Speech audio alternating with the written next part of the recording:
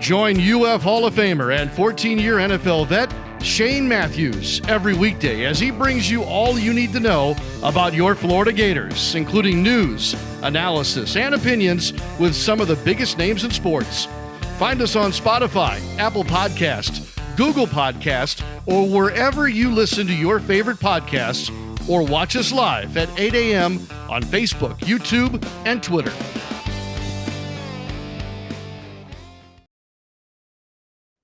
Good morning. It's a live edition of PodUp with Matthews in the morning from the Crime Prevention Security System Studios, large enough to serve you, small enough to care. It is Tuesday, and we are going to be joined by Buddy Martin, and we'll have Mike Morgan from the SEC Network join us as well. I'm trying to find our show on YouTube. For some reason, it ain't popping up. There it is. Let's go straight to the Titan Tomorrow hotline, and we are joined by Buddy Martin from the Buddy Martin Show. How you doing, buddy? Good morning, Shane. I'm envious. Looks like you guys were having a great time last night at Spurrier's. I was watching from the distance, getting some photos sent to me by Freddie Weeby. And I think it's a terrific event, and I wasn't able to make it last night. But one thing about the HBC, let's just say it like it is. He makes things happen. Now, I know he didn't do this by himself. Football Writers for America and Mike Griffith in that bunch. And, of course, Chris Storius, to forget Chris, sponsor. You were there. It looked like a classy event. Looked like people were having a good time. And it was the place to be last night, Spurrier's. Yeah, it was a really well run. Give Tricia Garzon from the JAG agency who puts this thing on. She does a lot of the marketing for Doring's mortgage company. She was in charge of it, did a phenomenal job. And, it's good to see Mark Richt there. I'm a huge fan of Jamie Chadwell now, buddy.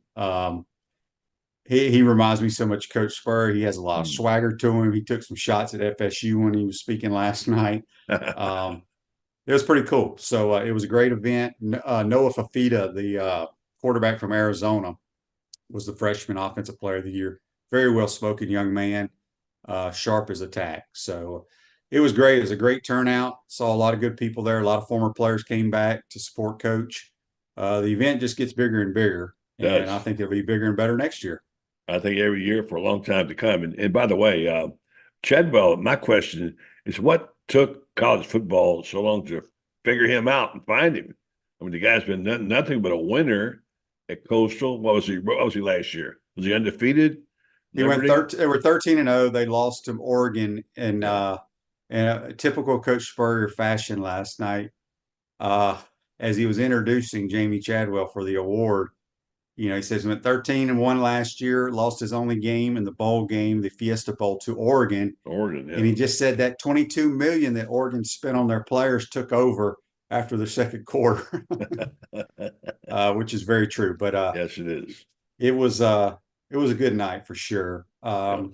Robert on YouTube, brought to you by Quality Plum, says, good morning, QB and Buddy. QB, how your golfing yesterday morning? It was a good event. It was a small little event there at Adena Golf Club, or Club Adena, as they call it now. Okay. Yeah, I played with Sean Kelly was in my group, the voice of the Gators, and then two other members of Adena, Josh and Zach. And we had a good time. We played a shamble, which made it a little more fun than a scramble. So what's that? A shamble is where everybody tees off.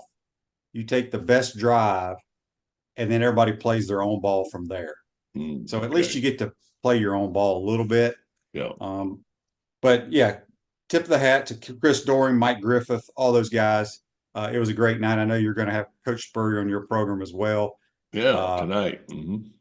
So Tyler says here on Facebook Live, brought to you by Mel, Shane, you and JC went on a rant about the high number of out-of-state students at UF. However, that couldn't be farther from the truth. The percentage of out-of-state students at UF, okay, this thing just went away. Let me find it. Students at UF is very low compared to other schools, 10 to 15% versus 60+% at Bama. Look, man, you can punch the numbers however you want. I just know that all the legacy kids that I know, and when I go somewhere, people are raising hell about their kids not getting in school. That's all It's not a new thing. It's been around for a couple of years. Right. It may not be out of state or whatever from your stats, but it's the kid who is extremely smart that should be going to Harvard or Yale, but instead is coming to the University of Florida and probably has never been on campus or to any sporting event that may be from Clearwater. But then that kid from Clearwater, that mom and dad and grandpa that graduated all from the University of Florida, that kid came to the swamp, tailgated every Saturday, loved the Gators, made a 4.4, made a 35 on the ACT, didn't get in for whatever reason. That seems to be the case. And I can see why people would get angry. I know some Gators who were in that situation. But my gosh, I'd be banging on the door. I mean, there's an illusion there was that Asians are getting in. More Asians are getting in. I don't know. Yeah. But that number has been shot down. It was a walk-on football player here. Yeah. Has a very successful business in Jacksonville that does nationwide business. His kids didn't get in. He said he'll never give another dollar to the University of Florida. And that's where it hurts. Yeah. So anyway, buddy, we were talking before we came on the air about this whole court storming deal. Yeah. I haven't followed it closely. Obviously, we know that Caitlin Clark got kind of banged up when they stormed the court against Iowa. It happened the other night against Duke. They had a player get injured. Your thoughts on it? Filipowski, yeah, and she's such a great player. I really enjoyed watching her. I actually watched women's basketball a little bit because of Caitlin Clark, and Iowa was so fun to watch. So this is getting serious, and I didn't know it until I got to give credit to Outside the Lines. Jeremy Schaap had a good piece yesterday about it. And the significant injuries, the number of injuries, I think there have been 3 incidents a month of court storming. And when you can visually see what happened as they showed the video with Filipowski, Emma Clark. I mean, it may be that maybe Filipowski was already hurt and limping. I couldn't tell. There was a storm of people, lightning fast on the court, and they were knocking players over, and it got physically really threatening. And I don't know, how do you change this? One thing I say about Florida, and Jeremy Foley used to be called an old fuddy-duddy, he didn't allow that at Florida. And I hate to take it away from some places because, look, if you're snap a 50-game winning streak or somebody, your rival, you're going to celebrate. I don't know the answers. I don't know whether people say, well, call for 2 minutes of calm and let him go. I don't know. I know that I know that it has gotten really more dangerous than I thought it had ever had. And I hate to see it taken away from college sports because I don't want to turn into hockey where you have glass walls all the way around because this is what makes the game. So, but it is a problem. It's worse than I thought it was. I'm not sure. College football and college sports seem to have so many problems these days. It seems like it's getting unmanageable, Shane. Yeah, it's part of college football, college athletics. I don't know what the answer is. David says on YouTube, brought to you by Quality Plumbing. Those numbers are skewed as their parents change residency to Florida for tax purposes, which is probably a lot. Yeah, look, you're not going to convince me because when I'm on that campus on Saturdays on game day,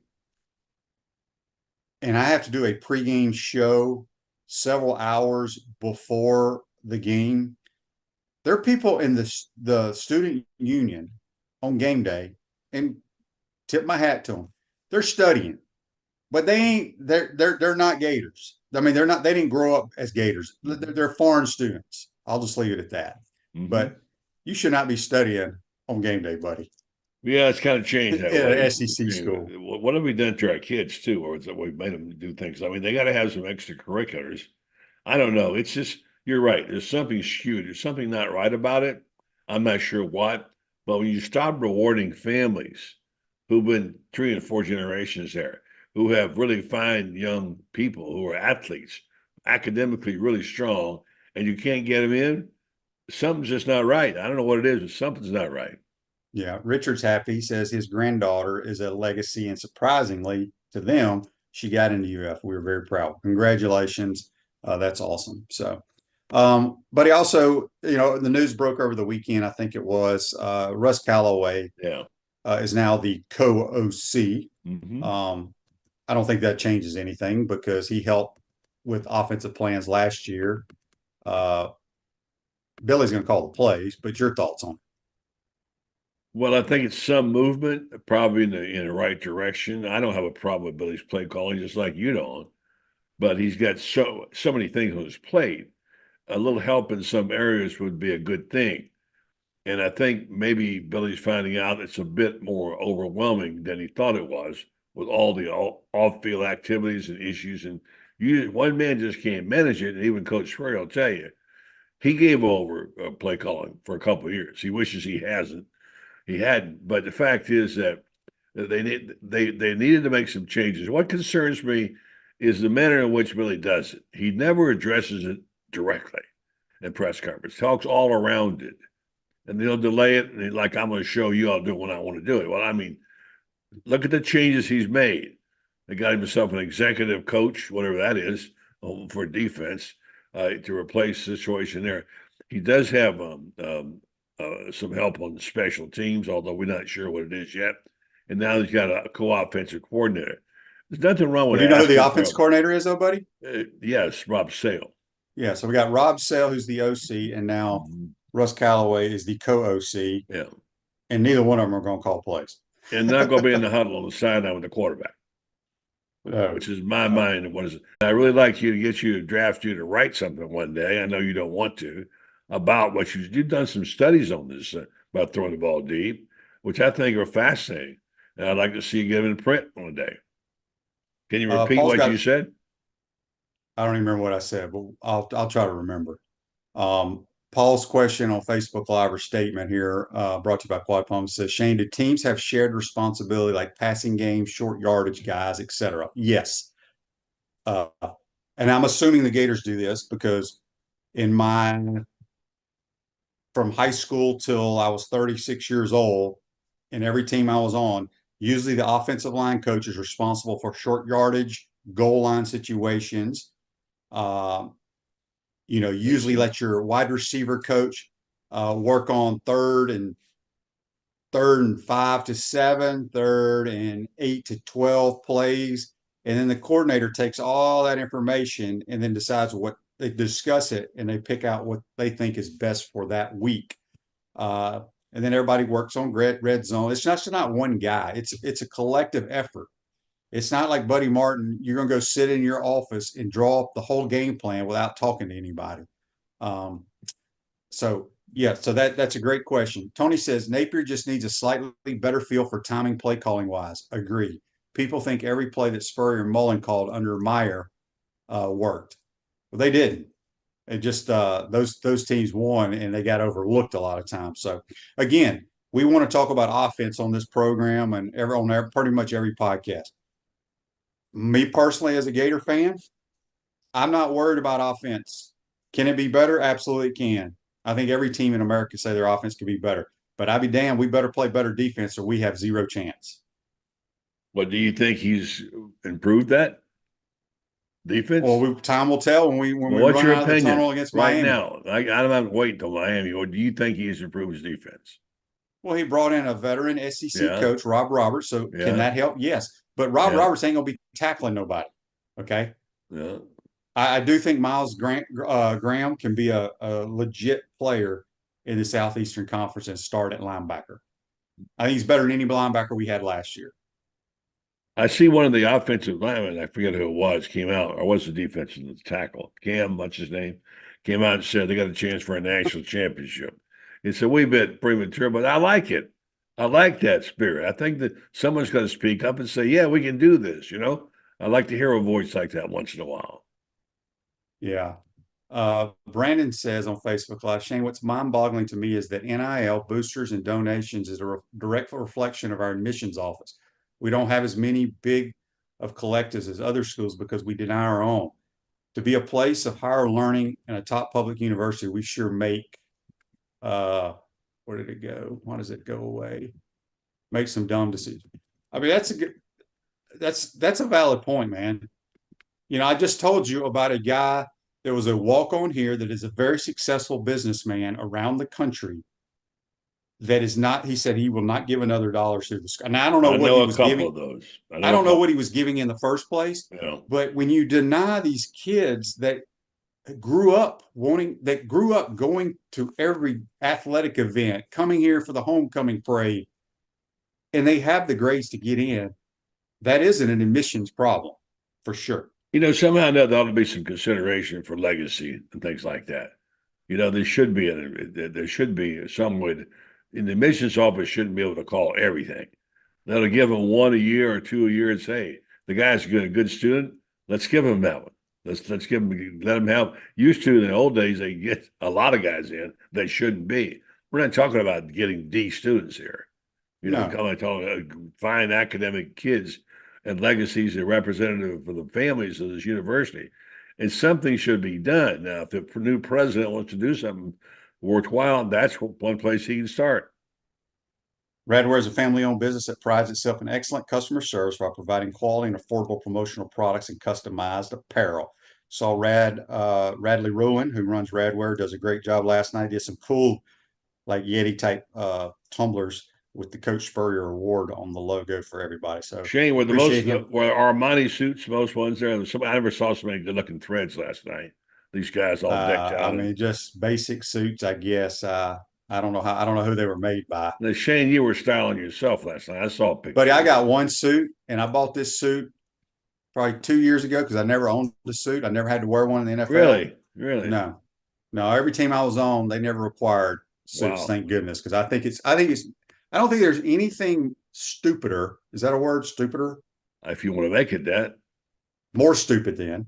Okay. Than when football players are required to get on a damn plane where it's so uncomfortable wearing a suit for a flight and to walk into a hotel or walk from the bus to the stadium. I think that is the dumbest thing in all of sports. Oh, Shane, stop whining. Come on. I do. I think it's stupid. Sometimes it's the only time in their life these kids will ever put a suit on. They got to learn how to you can buy them the suit and let them wear it to a banquet or something. But they do it together as a team. I mean, I think it's good once in a while. I mean, I think it's good for some of these young kids who never owned a suit in their life. If they're going to be in business, one day they're going to have to wear a suit. I have no problem giving them suits, but getting on an airplane and getting off a bus and walking in 100-degree temperature through the Gator walk just makes no sense to me. Oh, you poor little baby. Joseph says, and I agree with Joseph on this on Facebook Live, problem with the offense is we nickel and diming people. We got to be more explosive on offense because our style right now requires all three phases to be perfect, and it's going to be tough. That's my point of at least 2 deep balls per quarter. I'll take more, but 2 at the minimum. Yeah, I think stretching it, surprising every now and then. I don't think there's a whole lot of surprise on Billy's play calling, on ingenuity. I was watching an old video the other day, and I know these are old things, and even though it's stupid now, the hidden ball trick, things like that, the Spurrier had up his sleeve. That play he only ran the hidden ball play one time. I know, I saw it. That was in a blowout. Yeah. Of West Virginia. I mean, you call those type of things. Yeah, but I mean, there's that, and there's also the fake injury that he called, and Danny limped off the field because Danny couldn't throw it far enough. So we had to get Cresser there. No, Cresser. No one thought Cresser. And you said yourself on play-by-play, and I've heard you say it. When you change quarterbacks, you say now's a great time to throw deep. They're not expecting it. I think the thing about Spurrier was he had a great feel for the game about when to spring those plays on. I mean, I love some of those calls. And there's a feeling that he had something up his sleeve, whether he did or not. The fact is, that's what's missing from Billy's offense. Eric says on YouTube, he says, when I was referring to people studying in the union for pregame radio shows, he was funneling beers by 9 a.m. on game days. That's what I'm talking about, Eric. We need that rowdy student section out of control. Andy says on the college essays that students submit, UF tells you up front not to write anything about being a Gator fan growing up. Interesting. Really? Interesting. Wow. Where'd that come from? Andy? Well, yeah, I believe Andy. Andy does. Andy's pretty good. Andy's on it. He's got anybody else who said it. I mean, that's directly the opposite of what it should be. Why couldn't you be proud to be a Gator? What's wrong with that? Yeah, I don't know. 31 Ember says, what's your preferred down and distance to throw a deep ball, Shane? It depends on the situation in the game, depends on what you've seen on tape. It's hard to say. Um, a deep ball is not good on 3rd and 14. Okay. Yeah, First downs are usually a good time to yeah, take a shot for sure. Buddy, switch gears a little bit. Let's yeah. talk basketball. This Okay. basketball team is playing really, really well. They Yeah, play boy. tomorrow night, and we'll break it all down with Mike Morgan here in the second portion of Yeah. today's program. He'll be calling the game with Mark Wise. They got a struggling Missouri team who's not won a conference Boy. game coming in Wow. I here. know. But man, I love this basketball team. I'm with you. And I tell you what I love. I love the guard player, everybody raves about it, and they should, because this time of year, what you want is you want guards who can shoot the basketball, who can shoot the three when they pack it in, who can handle, who shoot, make their foul shots. And Florida certainly got that in their two guards. The one thing I want to talk about, the bigs. Excuse me. The bigs are so impressive to me. I mean, most of them are young. Samuels is older. But if you throw in there Condon, Hoff, Handloden, and Samuels, you got some guys who can not only score, but crash the glass. Matter of fact, I got a new nickname for that group of bigs. Call them the smash and grab guys, because they go to the Smashing what? glass. It's smash and grab. It's a Grab. term used when people go into stores and take things. I don't mean it to sound unlawful. But the fact is, these guys crash the glass amazingly, and they go after the ball. Their offensive rebound is really among the best in the country. And that will to get those players, like the bigs especially, go in there and get physical. These kids will get physical with you. I mean, my gosh, you look at some of the plays, and then Huff comes out of nowhere, starts knocking down threes. I think these bigs are really going to be a factor in the tournament, and they will be in the tournament if they don't give the ball away or whatever. This team, I'm with you. I like this team. They're fun to watch. They give a lot of effort, and they're always in the game. Now, they don't seem to be able to close as well as we would like, as we've seen. It's cost them some games, but this is only February still. How good can they be, Shane, if they don't turn the ball over, continue to rebound like this and play defense? I got to see where they fall in the brackets, but I think they're a Sweet 16, Elite 18. I think they're as good as a They're lot of seven teams in or eight right America. now, aren't they? In a pot, aren't they a seed? They're saying they're out about a 7 or 8. Yeah, but I don't care. It just depends on, as long as they don't get matched up with a 1 seed, they can beat Yeah, anybody. yeah, The guard play is phenomenal. yeah. Tropical Smoothie. Live a healthier lifestyle with our bold, flavorful smoothies and our amazing food. Tropical Smoothie. When you eat better, you feel better. We got Buddy Martin here for a few more minutes, then we'll talk a little hoops with Mike Morgan from the SEC What's Network. wrong with Broderick Kugel? I don't think he's a good enough player to play for our basketball team. At I, times, it I've looks like he's world class. At times, Well, very seldom. He's that guy that does some splash plays here and there. And like I said, I have nothing against him, but my eyes have told me the entire season that we are not as good a basketball team when he's on the floor. I've probably argued with true. people. I've gotten into serious arguments off air with people via text or whatever. I'm just telling you, I don't care how high he jumps, how much he guards or whatever. He's turned the ball over. He's not shot great. Some people say he shot 40% from three. I've not seen that. Um, the key to me for Florida to make the deep run is Will Richard knocking down the shots, because our other two guards are going to get theirs. They're going to do what Richards they is hitting do. that three right now, man. He's hitting it Yeah, really well. yeah. So, he's only played probably 8 minutes in the last two games. Todd Golden obviously sees what I see. I don't even go watch them practice, so I wouldn't worry about it. I would not worry about it at Well, I all. just like him coming off the bench and being a game changer, because he can knock out a couple threes, take the ball at the hole. He's a But terrific he turns it defensive over too player. much, and Well, he's a terrific defensive player. I grant you he's turning it over too much, but he's got the skills. He's got them. That's coaching. he does. But Denzel Aberdeen is playing more than him, and I love the way he plays. That's Um, because you like his name, Denzel Aberdeen. no, but I do. I love he's that got the name, skills. Denzel Aberdeen. I try Yeah. to tell people there's thousands of basketball players in America that have skills. It's, can you perform at a high level when your Mhm. number is called? And I think Kugel will before the tournament's over. I don't know if he'll get an opportunity, but we'll see. I'm pulling for him for sure. Buddy, I wanted you to hear This Day in Sports, brought to you by Campus USA Credit Union. Put some star power to work in your financial life with Campus USA Yep. Credit Union.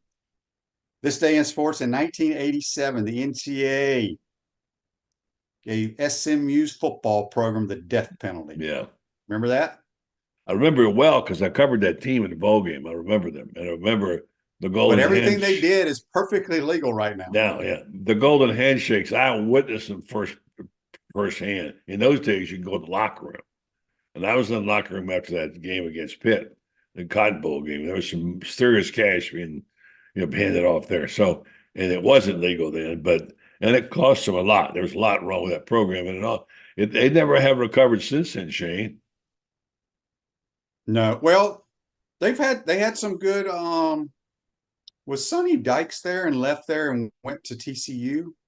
They've had some decent teams here in But the last. Nobody not on the radar really anywhere like I mean, they're not anywhere they were. They were no, they don't have strong. The Pony Express. No, exactly. Yeah, we got a text here on the Tightening Our text line. It's from an anonymous texter in the Panhandle. Says, "I'm a UF grad. Both kids were valedictorians.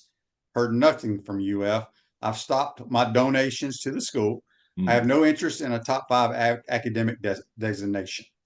So, well, that is kind of I don't blame him for being ticked off about it, Shane. I would be too. Yeah. Josh from Mississippi on the Tightening Our text line says, "Now that the Gators have 3 offensive coordinators, what on earth will Gator Nation complain about now?" No doubt. All right, buddy. You got 3. Well, I got you for one thing. You were at that big event, hoity-toity last night, dressed up in your Armani suit, looking good, and it was really, I want to hear about that. Coach Spurrier joins me this morning, taping for a nice program, so we have a lot of that going on. And Coach Lauren Meadows, so that's some good stuff. And I want to ask you this question. I'll leave you with this. How do you feel about where Florida is with DJ Lagway? Do you think he's all buttoned up, good to go? You think there's any possible leakage there? Because I got to thinking if they could ever lost him, it would be devastating to this program. Do you feel like it's good to go? I mean, he's on campus. I don't know what the issue is. There's a lot of things that are going on during the look. I get it, and I think DJ Lagway has a chance to be a really good player. I mean, we'll know more in the spring and as he comes along. But DJ Lagway is not should not be the focus of what's going on with football this year. He may play a role. I highly doubt it, but he's here and he's a Gator. So we'll see what happens. Well, it's like people who talk about recruiting incessantly. I get it. It's big. It won't necessarily reflect on the field this year, but it sure as hell reflects on the years to come. It's a statement. If something should have happened to Lagway, it would take down that ranking, which is their pride and joy of that class. I'm not suggesting that there is. I did hear a little smoke about it last week. It turned out to be nothing. But what I can read and what I can tell from he's signed up with the agency now and Florida Victorious, he's good to go. The statements coming from him. By the way, that's one thing he's done really well. He has handled himself really well in social media. So I think there's so much riding on one guy, it's almost scary. I guess, but like I said, I don't think he'll have anything to do with this year, personally. He may have a few plays here or there, but we'll see. Buddy, good stuff. We'll see you tonight, my man. All right. Thanks, Shane. That's Buddy Martin. Join us on the Tightening Our hotline, courtesy of Duffield Home Improvements. Take a quick timeout, come back, talk a little hoops with Mike Morgan from the SEC Network. We want to take this moment to thank our sponsors who keep the show going and pay the bills. Our premium sponsors are Crime Prevention Security Systems, large enough to serve you, small enough to care. Titan MRI, Gainesville's only locally owned and operated MRI facility. Meldon Law, the only official injury and accident law attorneys of the Florida Gators. Peachland Dental, Gator Nation's first choice for dentistry in Port Charlotte. QC Kinetics, live pain-free with QC Kinetics. Campus USA, put some star power to work in your financial life with Campus USA Credit Union. Dave & Buster's, eat, drink, play, watch. Duffield Home Improvements for your window, siding, and roofing needs. Radware, your local provider of promotional products, uniforms, and apparel. Our gridiron sponsors are Auto ER, UF Bookstores, Silverback Concrete, Ruse Ogre State Farm Insurance, Radware, F45, Quality Plumbing. Our touchdown sponsors are Adams Ribs, Gator Dominoes, Celebrate Primary Care, Gator Bait Media, Okido America, Style Cuts, Ironwood Golf Course, Big Mills Cheesesteak, McDonald's of Gainesville, 84 Lumber, Dowling Signs, Baker's Sporting Goods, Silver Q Billiards and Sports Bar. If you're interested in promoting your business on the show, call Freddie at 352-284-3733. If you like what we're doing here, make sure to follow us and support the businesses that support us. Pro football legend Emmitt Smith understands your joint pain. It does not surprise me that there are a ton of people out there that's in pain. That's why Emmitt is such a proponent of QC Kinetics, offering real lasting joint pain relief with non-surgical, all-natural biologic treatments. Whether it's a joint pain, ankle pain, shoulder pain, neck pain, back pain, hip pain, any kind of pain, the body eventually will break down when it's under that much stress. That stress can cloud your judgment to the point that you'll just say yes to the scalpel or yes to another prescription of pain pills. But maybe it's time for a second opinion from QC Kinetics. The reason why I would recommend this is because the natural biologics that QC Kinetics is providing you gives your body a chance to naturally heal itself. Restorative, regenerative solutions are here. Get lasting relief and live your life. Call QC Kinetics, 352-400-4550. That's 352-400-4550. QC Kinetics, 352-400-4550. Welcome back to the Crime Prevention Security System Studios. Large enough to serve you, small enough to care. Silverback Concrete's a family-led team of heavy concrete specialists that build commercial structures with unrivaled quality. Silverback Concrete, you stand on it, we stand back. And go back to the Titan Tomorrow hotline, courtesy of Duffield Home Improvements. We're going to be joined by the SEC Network's Mike Morgan, who's been on vacation in Gainesville for like a week now. Start paying taxes here. Yeah. Yeah, it's a rare time where back-to-back games in the same city. That hardly ever happens for me. I wish it would happen more often.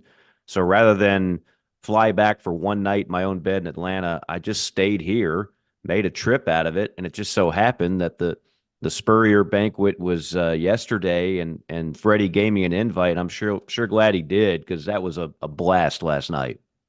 Yeah, it was very cool. That's the first time you've seen that, and it's gotten a little bit bigger and better every year, Mike, and it's going to continue to grow. But it was very cool. A lot of former players were there. It was good to see Mark Richt. Yeah. We all know what he's going through right now. I was very impressed with Jamie Chadwell. I spoke with him for a while, did a little blurb for my podcast. I was telling people earlier, he reminds me a lot of Spurrier. Absolutely. He took some jabs at the semis last night. I've had Jamie a couple of times when he was at Coastal, including the bowl game. He led Coastal to their first ever bowl game. It was a great game. We were down in Orlando, and it was like 43-41, came down in the final play. But what I remember about that is sitting in the coaches' meeting, and I'm like, damn, if this guy's not like a young Spurrier. I mean, he's kind of cocky, and he's got those little jabs that he throws here and there, and he just knows he's good. It was just a matter of time. And I was talking with him last night too, and I talked about why he left Coastal for Liberty. It's like the money, Mike. I mean, if you can't pay now, you can't compete. And people don't understand this. Liberty has a lot of money. They just do. It's like some people still can't wrap their arms around the fact that Ole Miss has a ton of money. Liberty has a ton of money, and so people just assuming he's going to leave that job the moment he gets another opportunity. I'm not so sure. Like, if it's an SEC job, yeah, like that's what Hugh Freeze did. But there's a lot of coin out there. So it was great talking to him and Mark Richt. I'll tell you a quick story about Mark Richt, and we talked about this. I remember interviewing him at SEC Media Days one year, Shane, and I knew he was from Boca. And I went to high school in Boca. I grew up in West Palm Beach, but I went to high school in Boca. And I played football and basketball. And the moment I said Boca, he said, oh, what high school? And I told him the high school. And he's like, I was the offensive coordinator for 1 year there right after the Dolphins cut me. And I said, what year? And he told me the year. And I said, I was a freshman 1 year later. I said, Coach, oh, wow. I could have said Mark Richt was my offensive coordinator.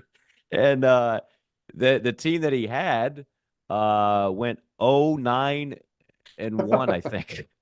He's like, yeah, Mike, they fired me after that. I guess I wasn't good enough. I said, trust me, you were good enough for my high school. We didn't do much better after you left. But no, Now, he is just class personified. Mark Richt was one of the classiest, and I don't think he gets enough credit. History will be kinder, I hope, to Mark Richt, and Georgia fans know this. Mark Richt set the table for Kirby. Oh, yeah. Usually when a coach gets fired, Shane, you know this. I mean, look at the recent examples here in Gainesville. When a coach gets fired, it's after a losing season, recruiting has dropped off, it's kind of messy, and the next guy has got to rebuild stuff. That's not the way Mark Richt left Georgia. He won there all the time, recruited well. The program was in very healthy shape, and it paved the way for Kirby to take it to the next level. But Mark Richt, you remember, he followed Jim Donnan and Ray Goff, who didn't do much of anything in the way of winning. They were like punching bags for Spurrier. But Mark Richt was a very good coach and deserves some of the credit for what Georgia's doing now. Yeah, there's no question. And he's a first-class individual. There's no question about that. Yeah, it was a great event last night. Moving basketball, let's go back to the game you called this past weekend. I mean, Vanderbilt is Vanderbilt, but the Gators look pretty sharp. I still love this team. I think they're a Sweet 16, possibly Elite 8, depending on where the brackets fall. But with the hard play and Will Richard making shots, this team can win a lot of games. Yeah, I almost get nervous saying that stuff because like in December, I had Florida twice, and I remember telling people, but Todd Golden's got a squad, man. He's got 4 quality bigs, you'll hear us use the term tomorrow, bouncy bigs. They're gonna be kind of highlighted in our open. He's got guard depth, 3 guards I really like, and then there's Kugel. I love the way they play. It's the tempo, and they crash the offensive glass as good as any team I've seen all year. So there's just so many things I like about this team. And at the beginning, I thought I'm gonna have to eat some crow because they they couldn't find their way. They were 0-2 in SEC play. They were blowing leads, and I was like, okay, maybe I just misread that. Wouldn't be the first time, but now they're playing like the team I thought they'd be. And they are legit. They're a lot of fun to watch, and I just love the combination of players. To me, Shane, one of the biggest skills for a basketball coach, you could almost translate this to football as well, is roster construction. Like everybody's in the portal, but you can go in the portal and get 5 guys. Doesn't mean you're going to be any better if you get the wrong players. He got the right players. He absolutely got the right players, and I just love his squad overall. Yeah, I agree. Last week I think you and I were talking 9 SEC teams probably make the tournament. Doesn't look like that right now. Right. A&M is struggling. Yeah. Ole Miss is kind of on the bubble as well. Right now, you got to feel comfortable that 7 make it. I guess A&M's got to go on a run here to make the tournament. I actually think A&M is still in better shape than Ole Miss because A&M has 6 quad 1 wins. You hear Mark Wise talk about this all the time. I know a lot of people is like, what am I back in calculus class? I got to figure out quad 1, quad 2. But I know this much. The committee looks at that. It's one of the first things they look at. What's your record in quad 1 games? How many quad 1 wins do you have? Win total. Remember, it used to be like, well, if you get to 20 wins, that's I don't want to say it's irrelevant, but it's not nearly the most meaningful number. And when people start doing that, and SIDs like to brag about that in their game. Now, you show me a program that's bragging about a 20-win season, I'll show you a coach that's underachieving and on the hot seat. Because this means you're trying to protect the fact that you haven't been to enough tournaments and you haven't done enough. Yeah, but we won 20 games. That's great. You're once again, you're in the NIT, and that's not what we expect around here.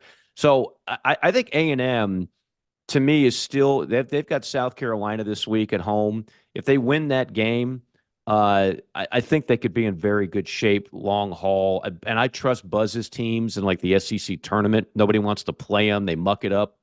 They get after you defensively.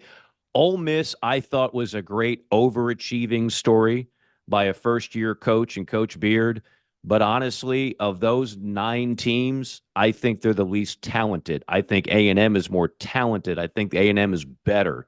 So when we're having this conversation 2 weeks from now, Shane, I still think the SEC is a lock for 7, and I think A&M could be 8. And I think Ole Miss is going to have to really find itself in the final couple weeks.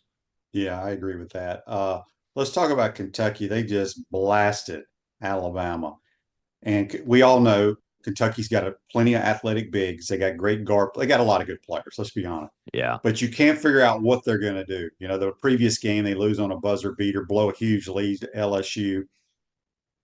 Is this the game that gets Kentucky playing well the rest of the year? Well, I don't know, Shane. Kentucky, here's what I know.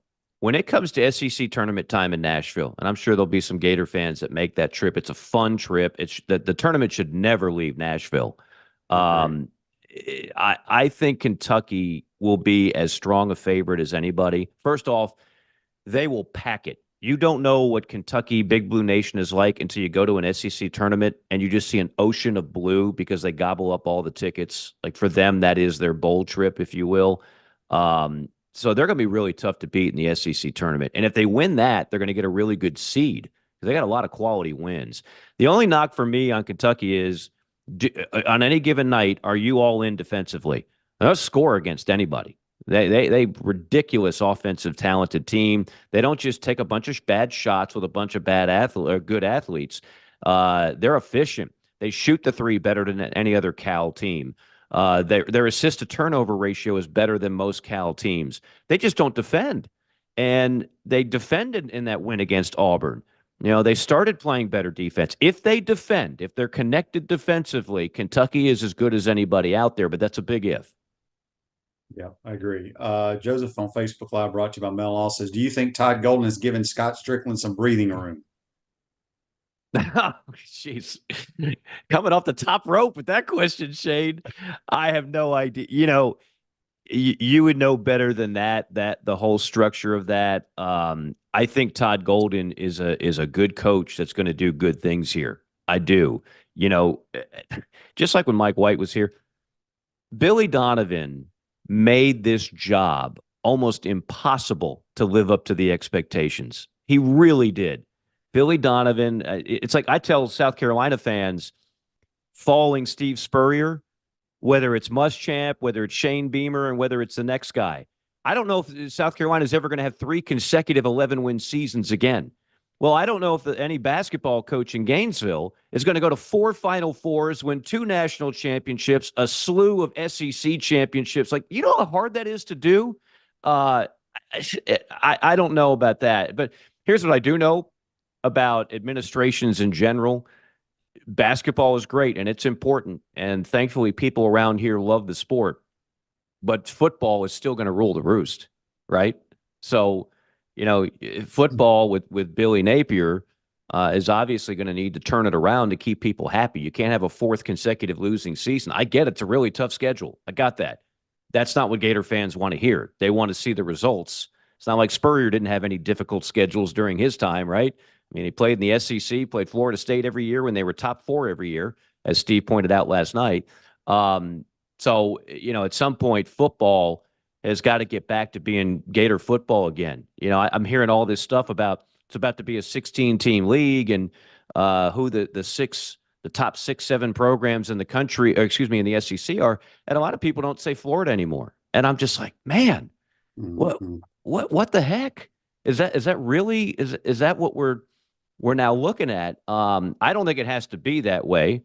And I'll be very curious to see if they can turn it around and get some momentum going this year. They're going to be better defensively for sure, but football is a conversation, I guess, for another time. Tony says on Facebook Live, it's going to the game tomorrow night. Will Mike be signing 8x10s? I don't think there is an 8x10 out there of me. If somebody actually had an 8x10 of me, first off, I'm sorry. And secondly, I'd be more than happy to sign it. It'll probably devalue the picture itself. But yes, I will be more than happy to, if you were able to go to like Kinko's or FedEx and get an 8x10 of me, again, I apologize. But B, I'd be more than happy to sign it and give you a great handshake and tell you you're the best fan out there to actually go through that. That's right. On the Titan More text line, Dean from Chiefland asked, this high school basketball player who's 7'7", 300 pounds that Florida's recruiting. What kind of player is he? I have no idea. I got nothing on that. Yeah, nothing at all. I've never Sorry seen a about that, Dean. 7'7", 300-pound guy do a whole lot. The seven, like I'll do a game and like there's the kid for Missouri that you're going to see Wednesday who's 7'4", Vanover. And I mean, he's a nice player, but most of these guys over 7 feet, they can't keep up with today's game. It's not a game. I saw Shaq in the O'Connell Center, and I was like, "Oh my God, there's the eighth wonder of the world." But that's a freak. Most 7-footers, honestly, you don't need them. They don't play a great role in today's game. Just give me like a Tyrese Samuel, a 6'8", just thick, like athletic body, and I'll let him dominate the post. Paul says on YouTube, brought to you by Quality Plumbing, Mike, make your bed. I know. So, okay, quick explanation. I had a nice, cool background that I use on the football podcast we do, JC and Morgan, which Gator fans, if you're a college football fan, I encourage you to check it out. It's free. So I had a background of the Tom Cruise Ampipe football team from All the Right Moves, a nice 80s movie, and it wasn't working with your thing. So now I had to go with this background. And yes, I've been here for 4 days. I don't think I've gotten any maid service. Typical hotels now, they just cut back on everything. So that's what it looks like. That is a mess. I apologize. The maid truly does have the week off. Looking at the game tomorrow night against Missouri, they have not won a game in the league. Is this a scary game for the Gators? You know what? I think anybody who plays Missouri, it is a scary game because they are going to bite somebody. They're not going to go 0-18, and it's just and they're not quitting. Like they still play hard for Coach Gates, who is a prideful coach. They've got a prideful bunch, and they don't want to go over. There's very few teams that have ever gone over in conference play. They're just like a player short. And what happens is they're competitive for like 35 minutes, and then the wheels sometimes spin off. But yeah, don't just chalk this up as an automatic, even at home. If you're not careful, if you go out there and you lay an egg, you can absolutely lose a game like this. So you got to be careful. I was looking at the SEC schedule. I don't have it in front of me, but it was yesterday. I don't know if it's tonight or tomorrow. Isn't Auburn playing Tennessee tonight or tomorrow? Yes, the Bruce Pearl game, as I like to call it. Correct. Yeah, so that's going to tell a lot. I don't know where that game is being played. I believe it's in Knoxville, isn't it? Knoxville. Don't quote me on that, but yeah. I was going to ask you, like right now, to me, looking at the teams in the league that we think is going to make the tournament, I think the two teams, in my opinion, that can make the deepest run right now is Tennessee, because they have size, they D you up, and can score from anywhere. Oh yeah. And my other team is the Gators. I love the backcourt, and I love the bouncy bigs, as you call them. But just talk a little bit about Tennessee. Could this be Rick Barnes' year to make the Final Four? Oh man, I don't want to say it has to be, because I mean the Final Four is. I've seen really, really good teams not make it to a Final Four, but this is the one Rick Barnes team where I think they have the offense to do it. Mark Wise and I love working with him, and we've had so much great response this year, working together a lot from just SEC fans everywhere. But he says something I think is spot on. Everybody wants to say in the postseason it's all about defense. Well, that's partially true. The teams that defend typically have success in the tournament. But if you can't score, you don't advance very far. At some point, you've got to win a game in like the 80s. You can't rely on keeping everybody to like a 62-58 final score. And that's been the problems with Rick Barnes' teams. They defend elite defensively. They get into the big dance, and they don't score enough points. And so Tennessee fans have gotten a little frustrated. And we're talking about a Hall of Fame coach, but too many of his teams have been deficient on the offensive end. You mentioned the name, and it's worth repeating. Dalton Connect is a freak, okay? This is a kid that had no D1 offers coming out of high school. This is a kid that plays at Northern Colorado in the Big Sky, and now the talk is he might be a lottery pick. 6'6", broad shoulders, can score anywhere on the floor. Game looks easy to him. They haven't had that at Tennessee. That is the difference. Even those really good Brick Barnes teams that have won SECs, what have you, they haven't had a Dalton Connect. That's a bucket getter when you need one in a tight game in March. And so, to answer your question in a roundabout way, yes, I think they. If we're making Vegas odds, who from the SEC goes to the Final Four? My number one is Tennessee, and then I think there's a little bit of a drop off, and then there's a, that two line, if you will. There's a few teams, and then I think there are other teams, and this is what makes the SEC so terrific this year, Shane. Of those, let's just say 8 teams that make the field, I could argue that there's 5 or 6 that could be second weekend teams, i.e., make the Sweet 16. If a South Carolina goes to Sweet 16, that's a huge deal for that program because they haven't had much to celebrate. If Florida makes it to a Sweet 16, which I think they're more than capable of doing, that's a big progress for a second-year head coach. That's what I love about this league. I think there's going to be multiple teams on that second weekend, and then you hope that you get somebody in the Final Four. And if you do, it could be Tennessee, could be Kentucky, could be Alabama, could be Auburn. And you're right. I mean, if Florida gets hot and with the right matchups, you never know. Before we let you go, somebody texted, I can't remember who it was, but they were asking, like, how early do you, like for tomorrow, how early do you get to the O-Dome in preparation? Yeah. And on leading up to that, I know you have to, because I see these other guys on Twitter and stuff. Do you show up in like shorts and go shoot some threes for a while, then go change into your suit or what? Well, so like today, I'm speaking to some students, some broadcasting students. I always try to do that when I'm here on campus, and then I'm doing Russell's show from like 12:30 to 2, and then straight to Todd Golden's practice. I will show up at that in typically some warm-up gear, and yeah, I like to shoot. I still like to go in the gym. I still play in some rec leagues back in Atlanta, so I still like to get the workout in. Game day, no. Game day, it's bring your suit to work day, show up 2 hours before tip, get everything ready, talk to the producer, blah, blah, blah, blah. But the day before or the morning of shoot around, when we do that, yeah, I'm all about. I've got pictures, and someday I'll appreciate this more than today. I have pictures in my man cave of me hitting either a free throw or a three-pointer in every arena in the SEC as like a little collage. So, yeah, I never get tired of that. I still love getting some shots up. Well, so here's what you got to do from now on, Mike. When you go to Rupp Arena, when you go to these Coleman Coliseum, when you do your little shoot around, or whether it's in their practice field, you got to wear your Gator gear. Well, you're not allowed to do that. I don't have Gator gear. Is the equipment guy listening? I don't have Gator gear. I've got some gear from some other schools. No one's ever given me some Gator gear. That would be great, Shane. So if we can set that up, maybe I'll wear some. There you go, Mike. Good stuff as always. We'll be listening to the call tomorrow night with Mark Wise. Y'all do a tremendous job. Appreciate your time, man. And we'll talk to you next week. Absolutely, Shane. Hey, great seeing you last night and the other night. It's always good catching up, and I really appreciate Freddie again, who I know is big on this show. Can't thank him enough for the invite. Did an outstanding job of that whole event. And it's great catching up with guys like you and people from that era. It just brings me back to a terrific place and time in my life. So appreciate that. Yes, sir. It was very cool. That's Mike Morgan. Join us on the Titan MR Hotline, courtesy of Duffield Home Improvements. Rose Ogre State Farm Office is a team of dedicated insurance professionals ready to help life go right with the right insurance options for you and your family. Visitogreinsurance.com. Give them a call at 352-240-1779.